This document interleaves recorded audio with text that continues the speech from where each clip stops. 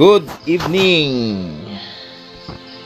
Time check tayo. Ang oras natin ay alas 10 ng gabi mga kaboards. At thank you Lord, meron tayong panibagong blessing na pinagkaloob sa atin ngayon itong gabi na to. At napakagaling ni Tatay Rayot. Tay, magandang gabi tay. Magandang gabi mga words. At sa mga viewers natin dyan. At dito na si Jose bigay ng blessing ni Birds. Napakalupit talaga ni Tatay Rayot mga birds, dahil ang hula ni Tatay Rayot, yun nga yung nangyari. 18. So at alas 10. Alas 10 ng gabi. Yan. Antong sa dagat. Antong ka muna. Yan ka muna. So dalawa pa lang yung nilabas. Yan o. Hello. Bali hindi ko nang kuhan. Ari di harap. Hinaya naman o. Yo, good morning! Sa mapagpalang umaga sa lahat na minamahal viewers, at welcome ulit tayo sa ating panibawang video nating pagsasamahan ngayon. At tinayo mga birds o, kalabasa namin o. Yan nakita na natin. Umpisa na silang pag-uusbong mga kaboards. At ngayon, so syempre salamat lang tayo sa mahal nating Panginoon, dahil meron tayong isang malaking blessing na naman na pumasok sa ating buhay ngayon mga birds. Yan, salamat sa panibawang blessing na pinagkaloob niyo po sa amin mga birds. At ngayon, so bago tayo i-share ko sa inyo kung ano yung blessing na pinagkaloob ni Lord sa atin. Yan, dito tayo sa farm ngayon. Sama natin ang buong tropa. Kasi dito sila gawa nung nagtataying. So di na ako natulong gawa nung medyo masama yung ating pakiramdam. Pero dito pa rin tayo. Kukuhanan pa rin natin sila ng clips para tuloy ang buhay. Yan. Napiko Brad. Dito si Brad Bimbem. Morning. Yan. Anong ginagawa mo? Tataying. Para saan yan? Sa kinabukasan mga birds. Ang galing ng sagot. Boss JR, morning. Morning mga birds. Anong ginagawa mo? Ipag lang ba? Taying. Para saan yan? Para hindi maano sa hangin. Yan. Di ma? Alog-alog. Alog-alog. At galing oh, meron silang bagong teknik na... Sino naka-imbento yan? Ako. Ha? Grabe. Ako, mga birds. Ha? Ako. Ikaw naka-imbento yan? Malupit pala itong mga ano pre. Tinuruan ka na ano pre? Bagong discover? Ha? Oo, tama, tama. Iba talaga pag may inayang na kinuha natin sila. tama. Nakasama natin sila ba? Yan. So siyempre, kuhanan ko lang ng statement yung ating mentor. Morning pre! Morning mga guard. Para saan yan? Para sa hangin. Para? Matumba yung matis natin. Okay. Good idea. At Manlaboy, morning. Morning. Para saan yan? Katalungan!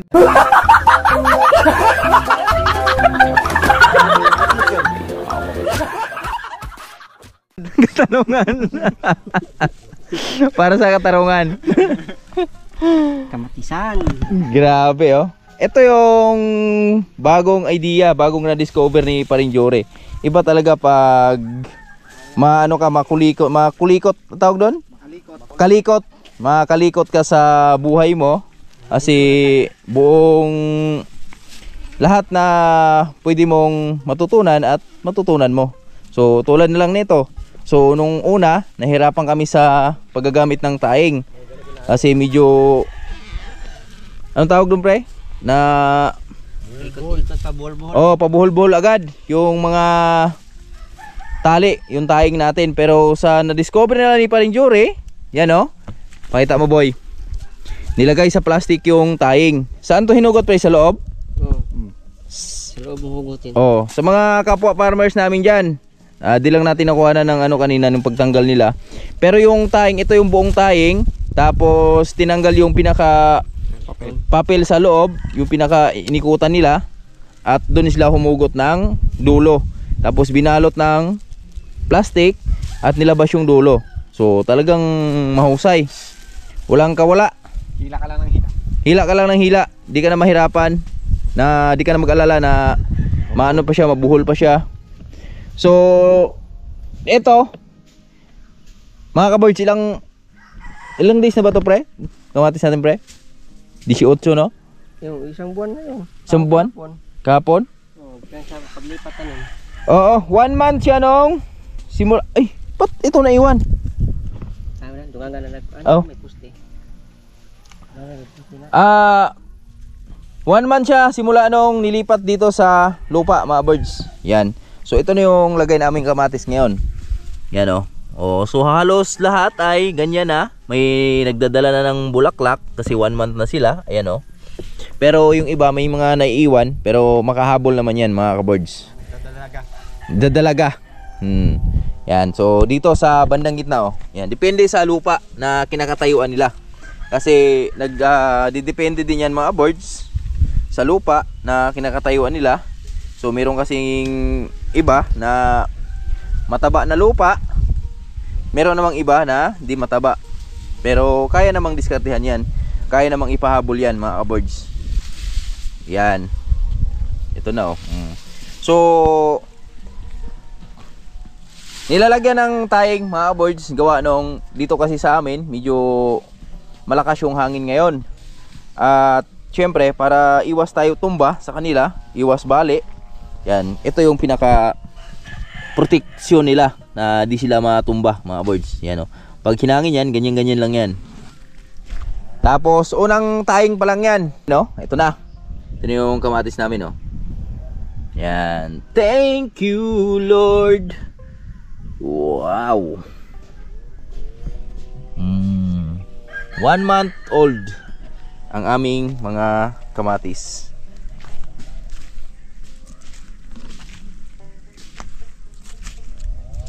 At medyo mahaba-haba yan. So dito, maaga kasi lang start kanina. Alas 8 sila nag-start mga kaboards sa pagtataying. At yun, sa wakas, medyo dito banda natapos na nila.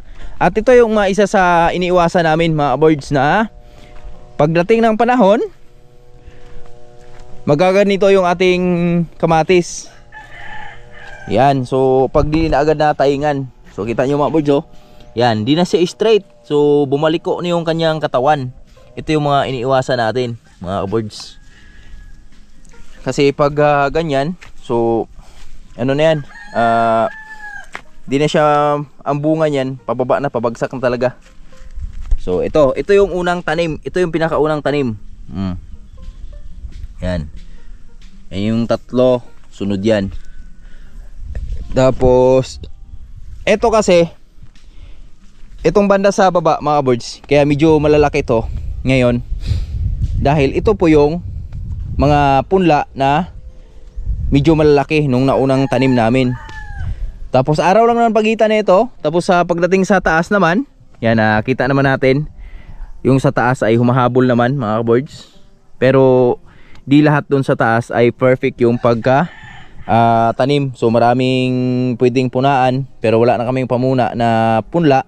So hinayaan lang natin na ganyan lang yan. So at least susunod, alam na natin na pag kung gaano na karami yung pwede natin itanim dito sa area na to.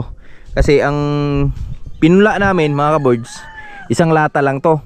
So yung isang lata naman, di naman 100% yon na tumubo lahat. So at least alam na namin. Yan, ito na yung kamatis natin. Yan, may mga bulaklak na yan oh. Yan oh. Yan. At kaway-kaway po sa mga kapwa farmers namin dyan na nakaharvest na sa kanilang kamatis ngayon. Dahil ang presyo po ng kamatis ngayon dito sa area namin, sa Negros, naglalaro po siya ng 150 to 140. Napakaswerte po. Bibihirang presyo na ganon. Kaya congrats po sa mga nakaabot sa ganong presyo. So nakaraang taon, merong nakachamba din dito sa amin. Pero pumalo lang ng ano yun, pumalo siya ng 80 per kilo. Ang tanggap nun, 80-90. Pero panalo na yun, ganong presyo mga boards. Sobrang palong-palo na yun. Kaya yung isang lata niya, kumita siya ng 500,000, no? 500,000 yung kinita niya doon. Pero ganun pa man, pasalamat pa rin tayo. Dahil ngayon, so medyo gumanda talaga yung nag times to yung presyo ngayon. Gawa doon sa bulkan na pumutok. So maaga natibas yung mga kamati sa kanlaon. Tapos hindi sila nakapagtanim, lalo na ngayon tag-ulan. So halos di makapagtanim yung mga tao doon. Tay! Good morning! Morning! How are you today? Morning mga kabards! Sir? Dito ako sa aming mga damo. Oh, what's doing? Shout out dyan sa mga viewers natin dyan. Kura po tayo. So ito na mga kabards natin dyan. Sila iba-ibang gawa nila ni Bimbim at saka GR planter. At ako naman unang butas para taniman nating saging. Yan ang magandang Gawa dito mga kabards. yan ang pinakamagandang ginagawa ni Tatay Rayot mga boards. Shout out dyan, Ma'am Darlene, kay Sir Dante at Sir Lamberto. Ingat ko pa dyan, sir. Yan, so bukas full moon bukas. Oo, full moon. Tuwing full moon, nagbabaon si Tatay Rayot ng saging mga kaboards. Kaya ngayon, so bukas ang full moon. Ngayon, nag-ano pa lang siya, nagbubuta siya. Para bukas, pagdating ng full moon, baon na lang ng baon ng saging. Ay, wala. Mamaya. Lagyan na to. Lalagyan mo na to mamaya, pero di pa babaon. Babaon na rin. Baon na. Ah, okay. So, Ang magandang tanim saging, 2 araw. oo. Yung Dispiras tsaka full moon. Oo. Yayong kung tawagin sa amin, mga boards. Oh, di ba? So ito na yung nabutas ni Tatay Rayot. Ayan oh. Pagbutas na siya ng 1. Butas dulo tay. 2 3 4 5 6 7 8 9 10. 10 agad tay 10 agad yung nabutas ni Tatay Rayot, mga boards. Napakagaling. Napakahusay. So isasagad ni Tatay Rayot yan dun sa dulo. So itong area na to, baka sa mga susunod na full moon o di na kami masyadong busy, so halabasin namin yan. At yung tropa natin yan, patuloy pa rin sa pag tataying. First coating pa lang yung ginagawa nila, mga birds. Mabilis pag dalawahan, partner. Yan si Boss GR at si Boss Bimbim. Si Boss GR kasi alam naman ni Boss GR kung paano yung proseso diyan sa pagtataying, dahil nakasama na namin yan si Boss GR doon sa unang kamatis namin. Tapos si Dong Bimbim, yan, tinuruan lang ni Boss GR. At natuto naman agad. Ganon din si Manlaboy. Yan, lalo na si Manlaboy kasi yung nagturo sa kanya, yan yung mentor namin. Expert. Ha? Expert.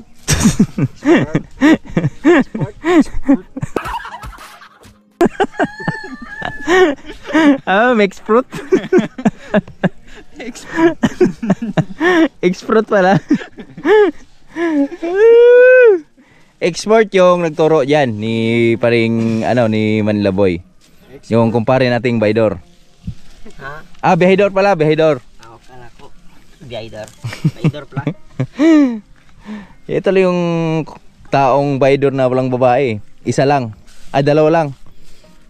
Dalawa lang yung babae niyan. Yung kanyang Isang ina yun, tsaka ano.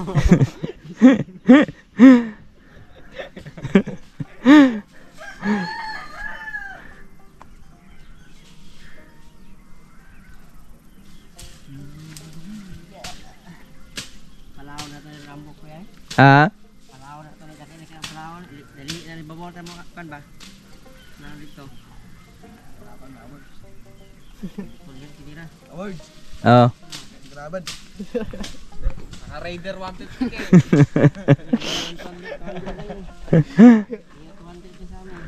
Sabi, Rosie lang eh.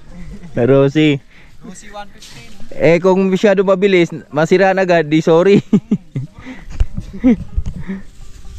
Tama na mo? Kato itong babaw eh?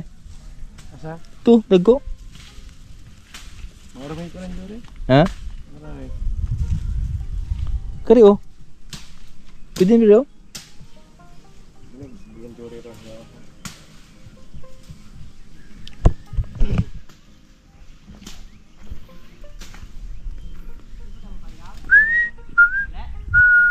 Lumpay ka?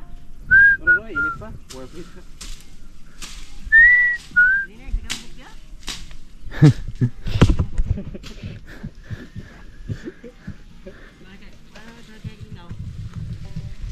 Yaro, init kayo? Kari day? Di na pre? Sunod na pre? Ha? Kari oh? Patay bro. Kari usan lang oh. Okay, naka-reader 150 kayo eh. Bim-bim mo. Sampahin ka na dito. Ha?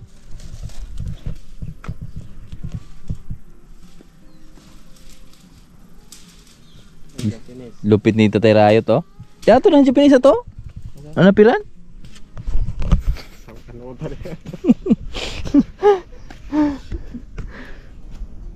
To malakas, mabilis kumilos yung dalawa mga boards kasi mga binata pa to eh.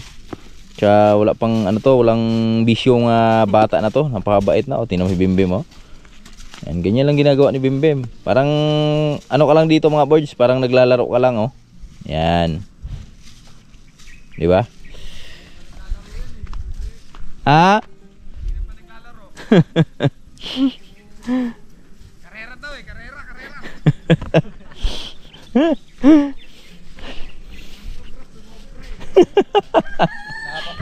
Ha? Kanal?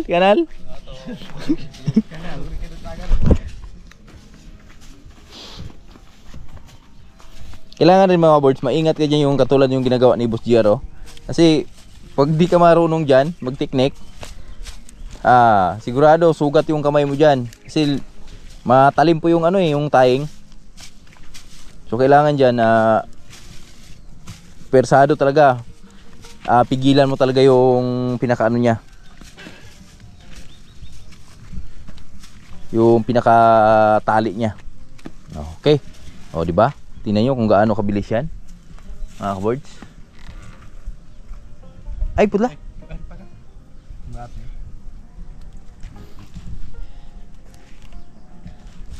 Ito yung rin ha. Dito.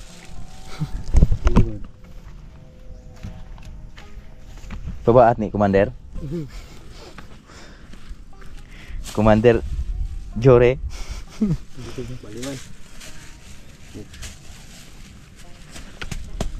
Yan, magaling talaga turo to si Boss GR mga boards. Tinuro ang kanya ni Parin Jore kanina? Good job. Ha? Tapos yung mga maliliit mga boards, yan yung di pa siya pumasok sa tying. So paglaki niyan, pwede natin ipasok na lang yung pinaka talbos niyan. Yan tulad nito. Pag medyo lumagpas na dito sa tying, pwede nating ipasok yan dyan. Yan. O, diba? Ganun lang. Ang buhay. Ganun kasimple.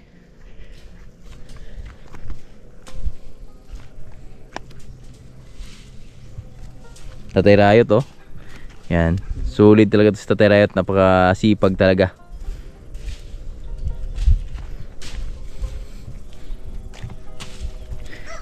Wala pang tulog yan mga boards dahil kagabi nagbantay kami sa aming alagang Lucy. So mamaya ipasilip ko sa inyo si Lucy mga boards dahil ayun nga, yun yung isa sa mga blessing na pinagkaloob sa atin ngayon ng mahal nating Panginoon. Yan, salamat Lord. May dagdag alaga na naman kami. Dagkog ito. 15 piraso. Dagkog ito 5 ko. Ha? Ulay putoy.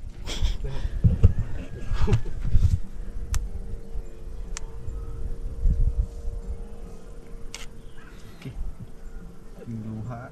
Ha?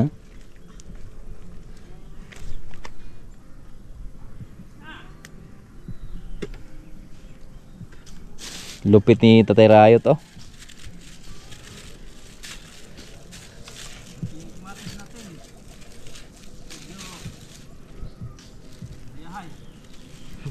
Kaya ari pa, abot mo na mo are. Ari repet. Putlon ko lambuya no?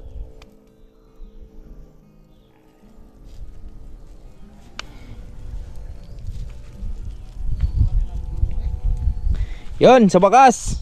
Tapos na yung first coating nila na taing mga birds. So antay na lang sa taas na medyo makalaki ng konti. So tsaka natin pahabulan ng taing yan. At abangan nyo kasi di pa dito umpisa pa lang to sa pagkakabit natin ng taing. So hanggang pila ni kapatong taing pre? Tulo o pat? Pindi sa haba ng tanim natin. Yan. So depende sa haba ng tanim mga birds yung taing.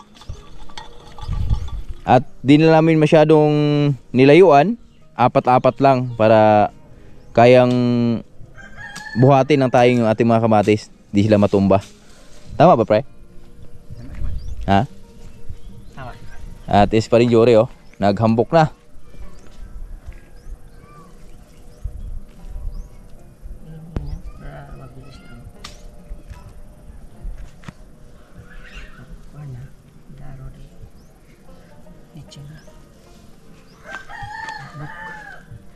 Hindi naman tumba basta ay daro na. May taingan. Pag ay daro. Mm. Hindi na matabunan. Hindi na matabunan no? Laki na.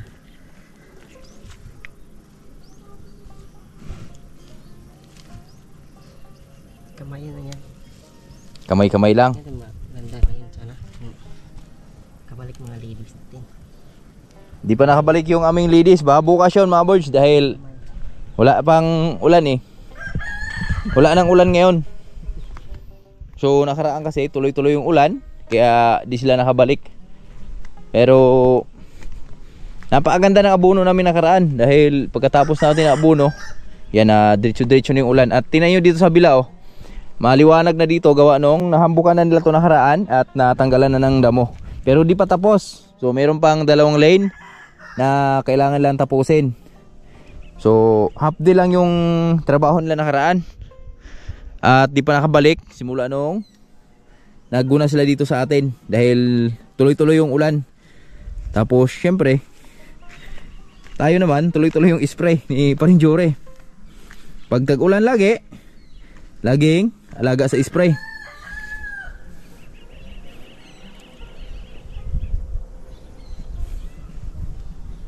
So pahinga lang muna yung tropa natin mga birds. At yung sili namin dito oh, marangkada na sila, may bulak na oh.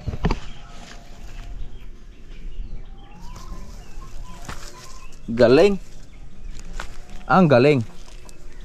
Yung iba sumusuot na sa libon. Yan oh. Tapos meron pa yan dito eh. Ayan natin. Malamang meron pa yan dito mga birds. Kaso lang natabunan na ng ano. Ay ito, tulad nito. Natabunan na siya ng mga damo. Kaya ito yung isa sa mga kailangan gunahan na mga birds. Pero ang gagandahan doon, maganda naman yung usbong niya. Gawa nung di siya ano ng insekto. Dahil akala naman insekto nasa damo lang. Damo lang din siya. Dito banda. Dito. Oh ito. Ay wala. Wala na pala, wala na. Ay ito. Oh. Ba?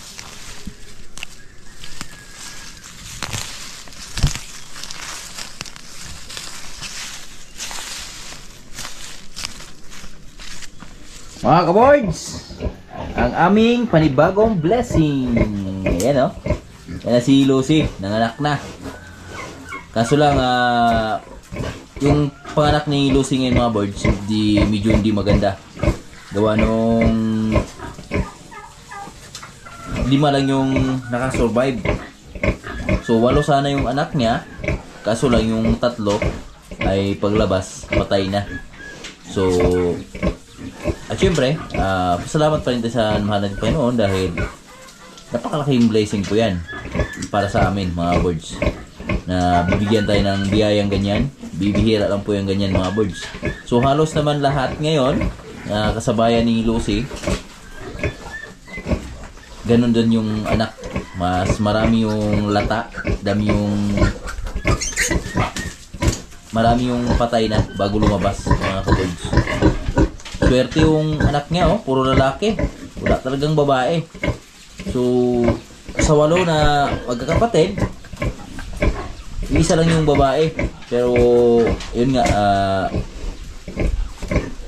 kasamaang palad, di siya pinalad na makita yung kagandahan ng mundo. Yan. So, nagpa-practice pa lang sila dumide. Yan. Nahanap pa lang sila ng dede mga birds. Yan o. So, want to sawa sila dyan dahil yan o, napakagaming gatas mong nanay.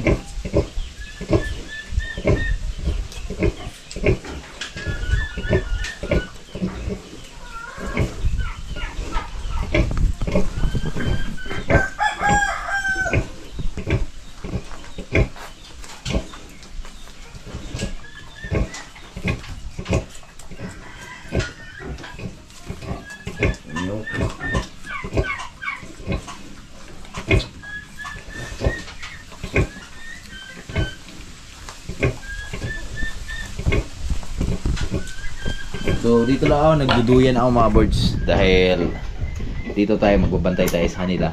So, babantayan muna natin sila. So kagabi dito kami ni Tatay Riot at napakatagal nung panganak niya kagabi dahil maabot pa ng mga nag-start siyang mga nanganak alas 10 ng gabi.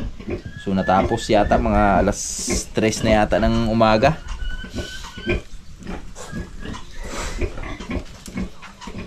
Pero sulit naman.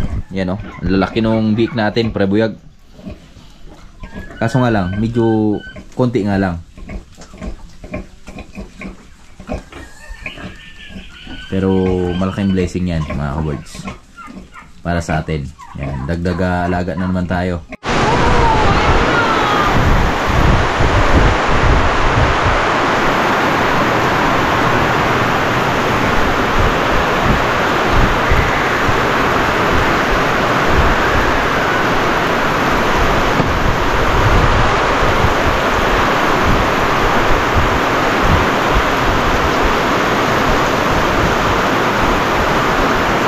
Grabe lakas ng ulan mga boys. Ayan o, baha agad o.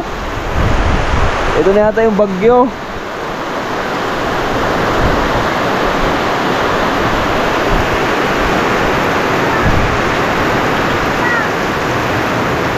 Wow, ano naman yung ating mga pananim.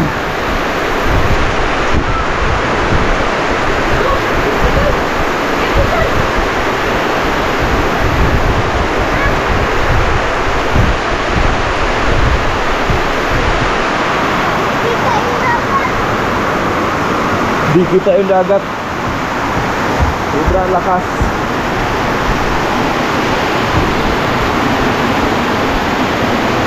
Baha agad oh. Sobrang lakas eh. Iba yung lakas ng ulan. May kasamang hangin. Grabe siya.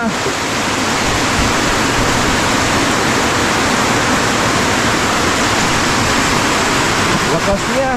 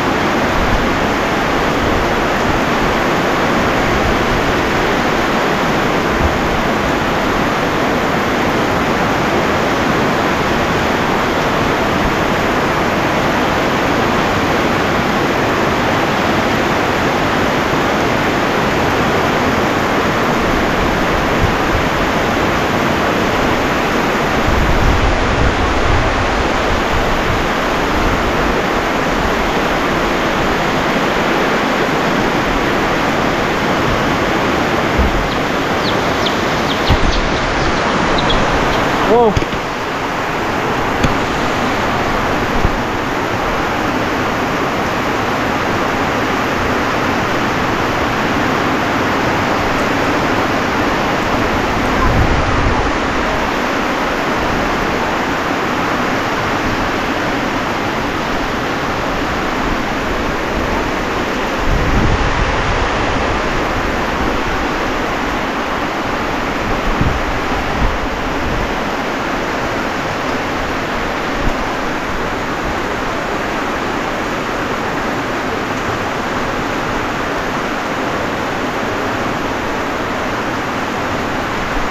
Buti lang kumalma agad. Ano?